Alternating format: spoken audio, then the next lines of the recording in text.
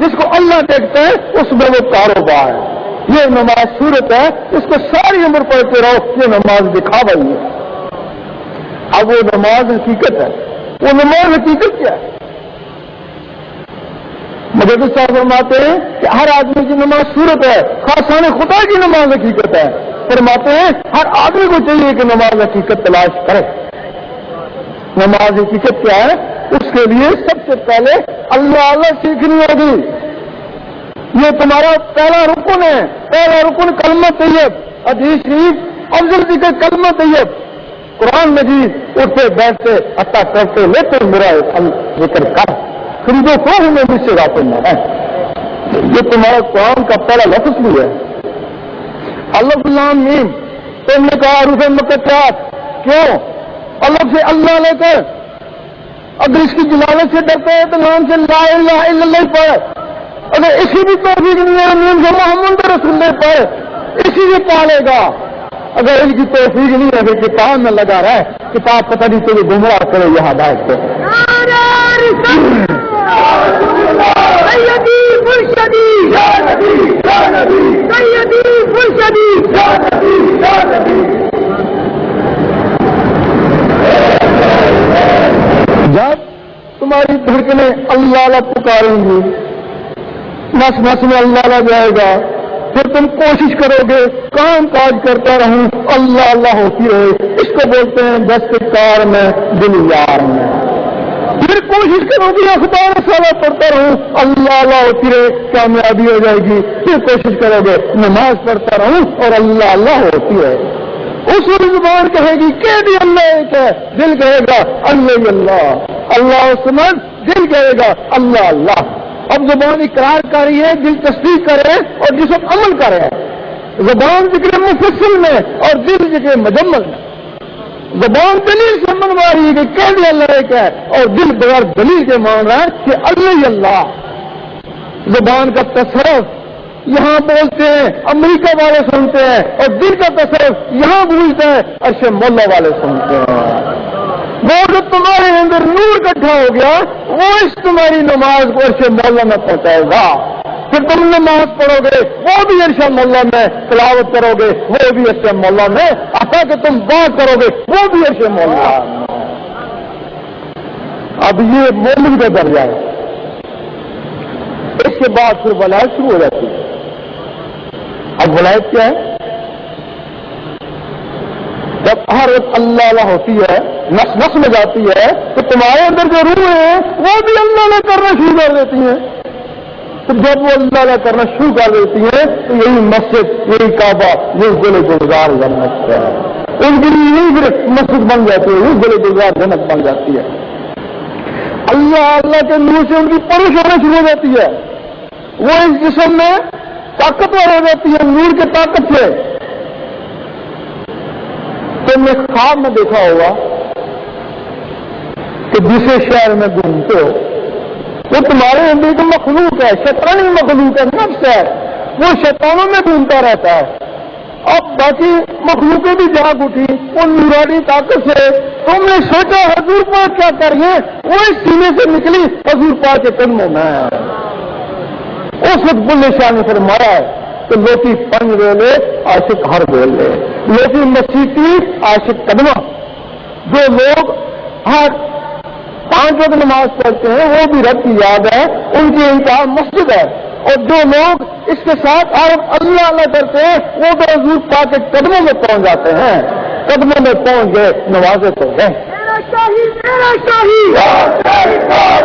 کام کرے گا رہنمائی۔ اس سے پہلے شریعت محمدی تھی، اب تم نے کسی نہ کسی جگہ ضرور پڑھا ہوگا تو شریعت احمدی بھی ہے، کسی تصوف کی کتاب میں ضرور پڑھا ہوگا۔ اس دنیا میں ناسوت میں حضور پاک کا اسم مبارک محمد صلی اللہ علیہ وسلم ہے۔ یہاں اس دنیا والوں کے لیے جو شریعت ہے اس کو شریعت محمدی کہتے ہیں، وہاں جو بیت المعمور میں وہاں حضور پاک کو احمد کہتے ہیں، وہاں بھی شریعت ہے، وہاں بھی یہ روح ہے، نماز پڑھتی ہیں، باجماعت پڑھتی ہیں۔ جب تمہاری روحیں طاقتور ہوں گی تو پھر ان کو بھی شریعت احمدی مل جاتی ہے، پھر وہ یہ وہاں جا کے نماز پڑھتی ہیں۔ یہاں تمہارا کعبہ ہے، ان کا کعبہ بیت المعمور ہے، بیت المعمور اصل ہے، یہ کعبہ نقل ہے۔ اللہ تعالیٰ نے ابراہیم علیہ السلام کو بیت المعمور دکھایا کہ اس قسم کا کعبہ اس دنیا میں بنا۔ یہاں تمہارا یہ نقلی جسم ہے، وہاں تمہاری اصلی روح ہے، ان کو موت ہے، جس جسموں کو ان کو موت نہیں ہے۔ اور وہ روحیں شریعت احمدی والی اس وقت تک سر نہیں اٹھاتی جب تک اللہ جواب نہ دے، لبیک یاد دے۔ ان کو جواب ملتے تب وہ سر اٹھاتی ہیں نا۔ منگل مست ملنگ رہیں گے، دنیا والے دنگ رہیں گے، وہ جو شریعت احمدی ہے اس کا قانون شریعت محمدی سے پہلے کا ہے،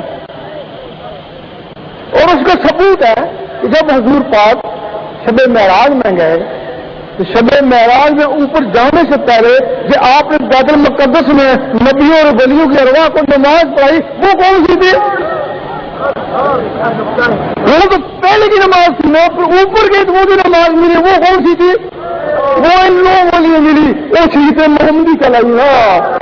اللہ اس کے اوپر تو مقام محمود ہے، اس کے اوپر حضور پاک کو محمود کہتے ہیں۔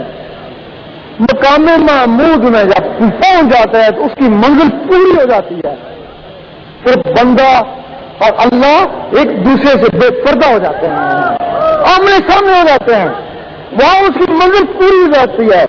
جب اس منزل پہ غوث پاک پہنچے، انہوں نے کہا اس منزل پہ پہنچ کے بھی کسی نے عبادت کری تو اس نے کفران نعمت کیا۔ المدد المدد رہبر رہبر روحانی۔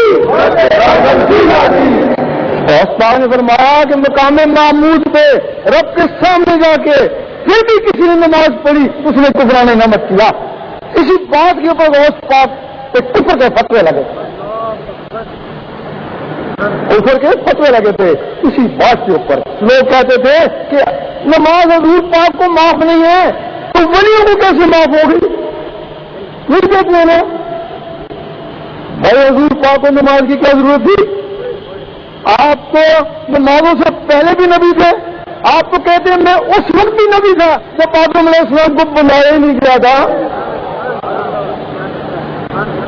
آپ نے نماز پڑھی امت کے لیے پڑھی، اگر آپ نماز نہ پڑھتے اس کے منگل کو نہ پڑھتے امت اس کو سنت بنا دیتی نا۔ آپ نے سخت بیماری کی حالت میں نمازیں پڑھی، وہ اس وجہ سے پڑھی کہ کل امتیوں کو نزلہ زکام ہوگا تو یہ کہیں گے ہم بھی بیمار ہیں، پھر بھی نماز چھوڑ دیں گے۔ آپ حج کو گئے، آپ کو کعبے جانے کی ضرورت نہیں کی، جب کعبہ راضا بصری احمد اللہ کے پاس آ سکتا ہے تو آپ کے پاس نہیں آ سکتا تھا؟ آپ کعبے کا کعبہ تھے، لیکن اگر آپ کعبے کو نہ جاتے، آج جو لوگ کہتے ہیں ہم حضور پاک جاتے ہیں تو وہ کیسے کعبے کو جاتے؟ وہ کہتے ہیں خود تو گئے نہیں، ہم کو کہہ کے چلے گئے۔